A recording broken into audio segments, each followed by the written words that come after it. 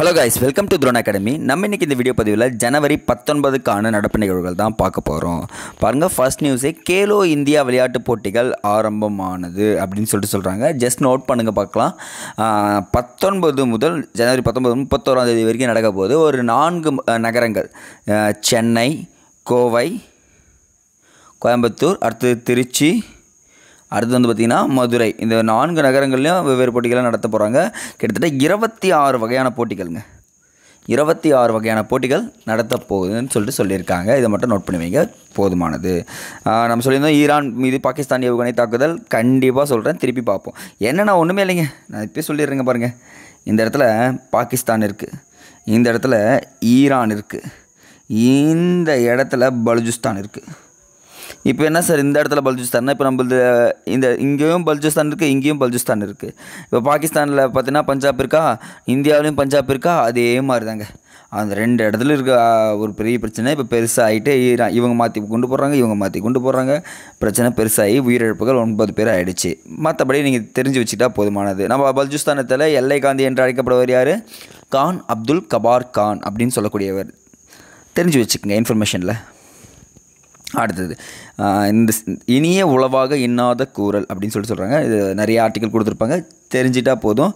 இப்போ என்ன பண்ணுறீங்கன்னா வேண்டாம் இந்த இன்ஃபர்மேஷன், பட் ஆனால் இது ரொம்ப முக்கியம். தேக்கத்துக்கு என்ன தான் காரணம்? அது என்ன சார் தேக்கம்னா, இந்த உச்சநீதிமன்றம் மற்றும் உயர்நீதிமன்றம் இதெல்லாம் இருக்கிறது பார்த்திங்களா, அங்கே கேசஸ் வந்து பார்த்திங்கன்னா பெண்டிங்கில் இருந்துகிட்டே இருக்குது. பட் ரிசல்ட் வந்து பார்த்திங்கன்னா அவ்வளோ சீக்கிரம் வரவே இல்லை. ஸோ அதனால் இது என்ன தான் காரணம் சொல்லிட்டு நிறைய விஷயங்கள் பேசுகிறாங்க. பட் ஆனால் நமக்கு டிஎன்பிஎஸ்சி ரிலேட்டடாக 50வது தலைமை நீதிபதியாக பதவியேற்றது யாருன்னு பார்த்தீங்கன்னா சந்திரசூட் அப்படின்னு சொல்லுவாங்க. தனஞ்சய் சந்திரசூட்ன்றவர் 50வது. இவரது 2 வருஷம் தான். ஆனால் அதிக நாட்கள் நீதிபதியாக இருந்தவர் யாருன்னு பார்த்தீங்கன்னா 16வது நீதிபதியான யஷ்வந்த் விஷ்ணு சந்திரசூட். அப்போது அவருடைய பையன்தான் இங்கே இவர், புரியுதுங்களாங்க? 16வது நீதிபதியுடைய பையன்தான் இப்போ 50வது நீதிபதியாக வந்திருக்காருன்னு சொல்கிறாங்க. இவர் நிறைய சந்திரசூட் வந்து பார்த்திங்கன்னா அயோத்தி வெர்டிக்லேருந்து நிறைய ஜம்மு காஷ்மீர் வெர்டிக் வரைக்கும் நிறைய வெர்டிக் கொடுத்துருக்காரு, வெர்டிக் தீர்ப்பு. ஸோ அதனால் நீங்கள் 50வது நீதிபதி, அதிக நாட்கள் நீதிபதியாக இருந்தவர் யார்? 7 ஆண்டுகள் 179 நாட்கள். அதை மட்டும் பாருங்கள், போதுமானது 16வது நீதிபதிக்கு. அடுத்தது இங்கே பாருங்கள், நல்ல ஒரு திருக்குறளுங்க இன்றைக்கி. மதிநுட்பம் நூலோடு உடையார்க்கு அதிநுட்பம் யாவுல முன்னிற்பவை அப்படின்றாங்க. அப்படின்னா இயற்கையாக இருக்கிற ஒருத்தனுக்கு அந்த அறிவை, அந்த நூல் அறிவோடு சேர்த்து படிக்கிறான்ல, அந்த புத்தக அறிவோடு சேர்த்து ஒன்றிணைக்கிறான். அந்த ஒன்றிணைக்கிறவனுக்கு எத்தனை சூழ்ச்சிகள் வந்தாலும் அவன் ஈஸியாக அந்த சூழ்ச்சிகளை முறியடிச்சிருவானா, அதுதாங்க இங்கே சொல்கிறாங்க. சூழ்ச்சிகள்லாம் முன்னாடி நிற்காது, கலைஞ்சு போய்டும்னு சொல்கிறாங்க. அதே தான் நான் உங்களுக்கு சொல்கிறேன். உங்கள்கிட்ட மினிமம் நாலேஜ் இருக்கும், அப்படியே என்ன பண்ணுறீங்க, டிஎன்பிஎஸ்சியில் அப்ளை பண்ணி பாஸ் பண்ணிடணும். சரிங்களா? சரிங்க, எக்ஸ்ட்ரா இன்ஃபர்மேஷன் எழுதிக்கலாமா? நோட் பண்ணுங்க பார்க்கலாம்.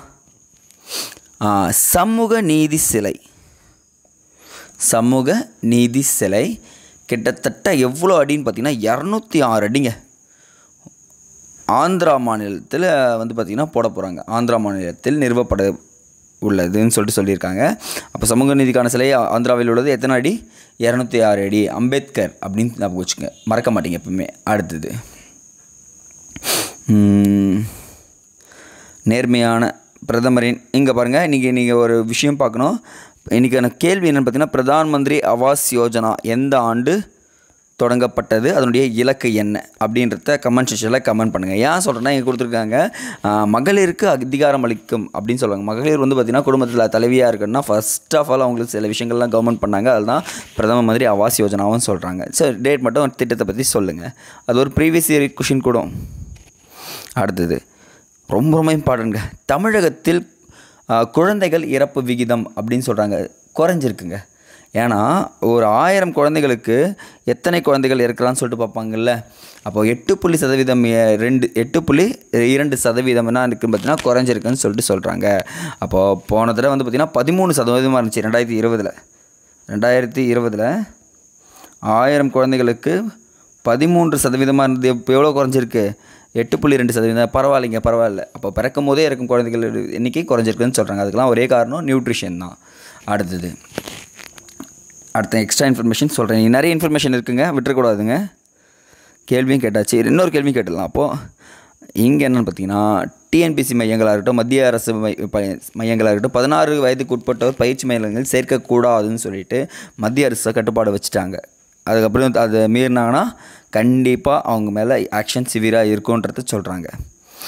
உணவு கையிருப்பு பிரச்சனைக்கு உலக வர்த்தக அமைப்பில் தீர்வு இந்தியா வலியுறுத்தல். கண்டிப்பாக உணவு பிரச்சனை வரப்போகுது. ஆனால் அதுக்கு முன்னாடி தெரிஞ்சுங்க, உலக வர்த்தக அமைப்பு WTO, வேர்ல்டு ட்ரேட் ஆர்கனைசேஷன் அப்படின்னு சொல்லக்கூடியது 13வது அமைச்சர்கள் மாநாடு எப்போ நடக்க போகுதுன்னு பார்த்தீங்கன்னா 26 முதல் 29 வரை. இந்த வருஷம் பிப்ரவரிக்கு எத்தனை நாள் சொல்லியிருக்கேன், 29 வரை. எங்கே நடக்க போகுதுன்னா அபுதாபி. நோட் பண்ணுங்கள், ரொம்ப ரொம்ப இம்பார்ட்டன்ங்க.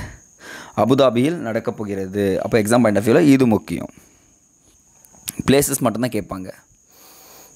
அடுத்தது ஊழல்லாம் வேண்டாம், பொருளாதாரத்தை, இது ரொம்ப முக்கியம். பாரதிய விண்வெளி ஆய்வு மையம் அப்படின்னா என்னென்னா, பாரதிய விண்வெளி மையம்னா அந்த ஸ்பேஸ் ஸ்டேஷன் வைக்க போகிறாங்களோ அதுக்கு பேர் தான் வச்சுருக்காங்கன்னு நினைக்கிறேன். அதுக்கு முன்னாடி ஒரு இன்ஃபர்மேஷன் பார்த்துங்க. ஹரியானாவில் பரிதாபாத்தில் நடைபெறும் சர்வதேச இந்திய அறிவியல் விழாவில் இஸ்ரோ தலைவர் பங்கேற்றார்னு சொல்கிறாங்க. சர்வதேச அறிவியல் விழா எங்கே நடைபெற்றதுன்னு கேட்டால் ஹரியானா இந்த வருஷம். அது வந்து பார்த்திங்கன்னா ஒரு ஃபாரஸ்ட் கார்டு எக்ஸாம்பிள் பார்த்து அந்த கோயில் சர்வதேச அறிவியல் மாநாடு எங்கே நடந்ததுன்னு சொல்லிட்டு கேட்பாங்க. சரிங்க, விழானாலும் சரி, விழானாலும் மாநாடுனாலும் ஒன்று தான். அடுத்து எக்ஸ்ட்ரா இன்ஃபர்மேஷன் எழுதிக்கலாமா? ஸ்பீடாக எழுதுங்க பார்க்கலாம். இந்த மகளிர் உரிமை தொகை இருக்குது பார்த்தீங்களா, அந்த திட்டம் ஆரம்பிக்கப்பட்டது பார்த்திங்கன்னா செப்டம்பர் 15, 2023. அதே மாதிரி சில மகளிர் உரிமை தொகையை வழங்க கொடுத்துருக்காங்க. யாருன்னு பார்த்தீங்கன்னா சத்தீஸ்கர் மாநிலம். சத்தீஸ்கர் மாநிலம் வந்து பார்த்திங்கன்னா அதுக்கு பேர் என்னென்னா மகதாரி வந்தனா. கேள்வி கேட்பாங்க, மகதாரி வந்தனா திட்டம் எங்கே ஆரம்பிக்கப்பட்டதுன்னு சொல்லிட்டு கேட்டாங்கன்னா எங்கே சொல்லலாம்? சத்தீஸ்கர் மாநிலத்தில் தொடங்கப்பட்டது. எவ்வளோ கொடுக்குறாங்கன்னா அதே 1000 ரூபாய் கொடுக்குறாங்க. இதே 1000 ரூபா தெலுங்கானாவில் கொடுக்குறாங்க. அதுக்கு பேர் என்னென்னு பார்த்தீங்கன்னா மகாலட்சுமி ஸ்கீம்னு சொல்லுவாங்க. மகாலட்சுமி. இப்போ மகளிர் உரிமை தொகை, அடுத்தது பார்த்திங்கன்னா மகாதாரி வந்தனா, அதுக்கப்புறம் மகாலட்சுமி, இது எல்லாமே 1000 ரூபாய் கொடுக்குற ஸ்கீமு. தமிழ்நாடு அப்படியே டிட்டோவாக காப்பி பண்ணி வச்சுருக்காங்க. பரவாயில்ல, இதெல்லாம் கரெக்டாக காப்பி பண்ணி பேஸ்ட் பண்ணுறாங்களே, நல்ல விஷயங்கள் நம்ம எடுத்துக்கலாம். அவ்வளோதாங்க இன்றைக்கி கரண்ட் அஃபேர்ஸ்.